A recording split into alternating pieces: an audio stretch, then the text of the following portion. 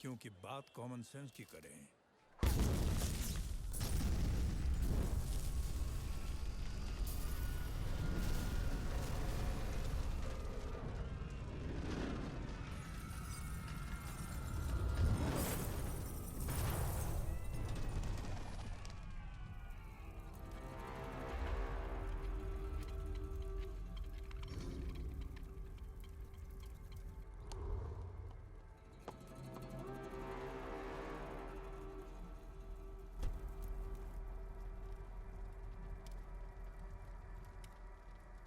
मैं भूल गए हो ललन कि चावल में भी कंकड़ हो गए।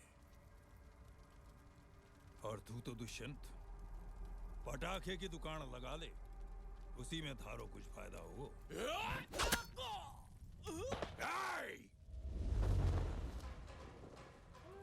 दुष्यंत से दुश्मनी करके अपने पैर पे नहीं गले पे कुल्हाड़ी मारी है तन्ने। अब तमंचे से नहीं, इस कुल्हाड़ी से थारे इतने टुकड़े करूंगा कि समेटने के लिए आखा नॉर्थ इंडिया भी कम पड़ जाएगा।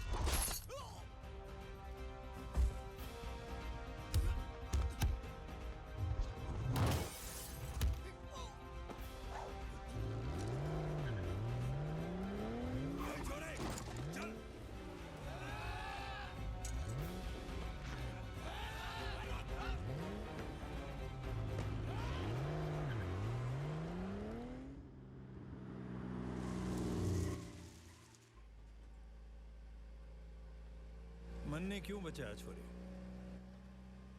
पिता की उम्र के हो आप। लेकिन इतना जुनून? वो तो आपने गाड़ी में बिठा दिया, वरना और देखते। एक सलाह देता हूं, ध्यान से सुनना और फॉलो करना। जियो इतना कि जिंदगी कम पड़ जावे, हंसो इतना कि रोना मुश्किल हो जावे। गुस्से को थूक दो और हंसते हंसते अपने दुश्मनों को फूंक दो। समझे क्या? अंगार मारे सीने में भी लगी है। मारे 10 लोग मारे गए, मैं उनके 20 को ठोकूंगा। लेकिन मारे दिमाग का बॉइलिंग पॉइंट देख, 0 का 0 है।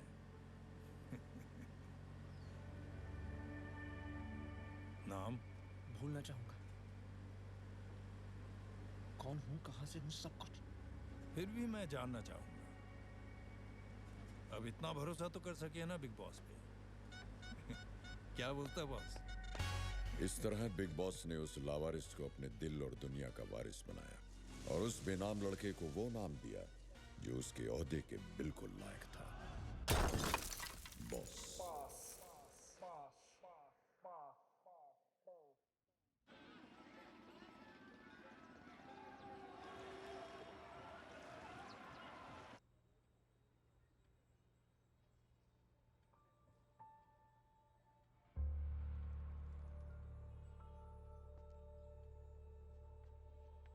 बच्चे ने हरियाणा के ट्रांसपोर्ट किंग की जान बचाई। सच्चाकांत, अपने बेटे की 15 साल पुरानी खबर फिर से पढ़ रहे हो?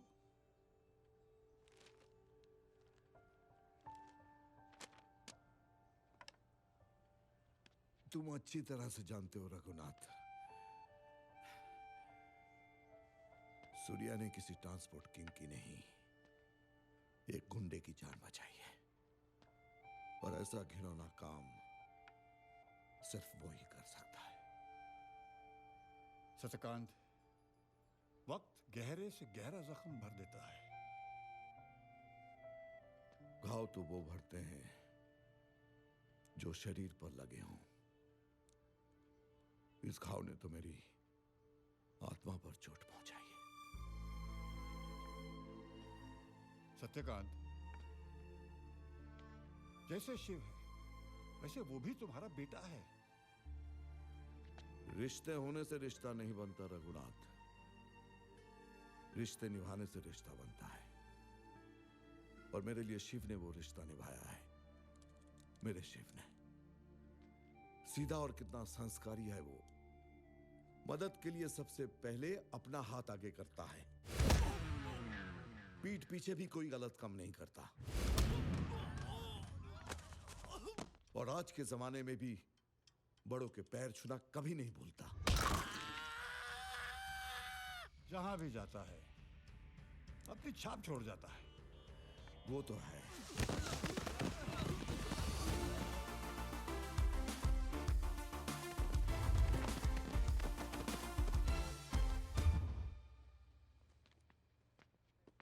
हाँ शिव, आ गए तुम।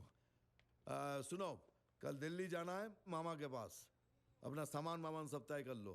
जी बाबूजी। हाँ भतीजे, बैठ। तो तैयारी है ना? क्या हुआ? कॉलेज में देखा कुछ सीनियर्स नए स्टूडेंट्स की रैगिंग कर रहे थे, फिर क्या? देख बेटा, ऐसे मामलों में जरा संभल के चला कर, वरना गिरेगा तू। कौन गिर गया भाई? नहीं, कोई गिरा नहीं। मैं बस उसे ये कह रहा था कि जिंदगी में जरा संभल के चलना चाहिए, वरना इंसान गिर जाता है। हाँ, सही सलाह दे रहा है, सही। और देख बेटा, तू जानता है हम किसके पास भेज रहे हैं तुझे दिल्ली में? तेरे मामा सब इंस्पेक्टर जोरावर के पास। हाँ। तेरा बड़ी अच्छी तरह से ख्याल रखेगा। और मैंने सुना है कि वो कोई मामूली आदमी नहीं है। अरे सारा दिल्ली उसके नाम से कांपता है। मैंने तो ये भी सुना है कि उसे लोग चुलबुल पांडे और बाजीराव सिंघम का बाप कह के बुलाते हैं। अरे जोरावर का जोर इतना है कि एक बार गुंडों का पीछा किया तो उनको पकड़ कर ही दम लेता है।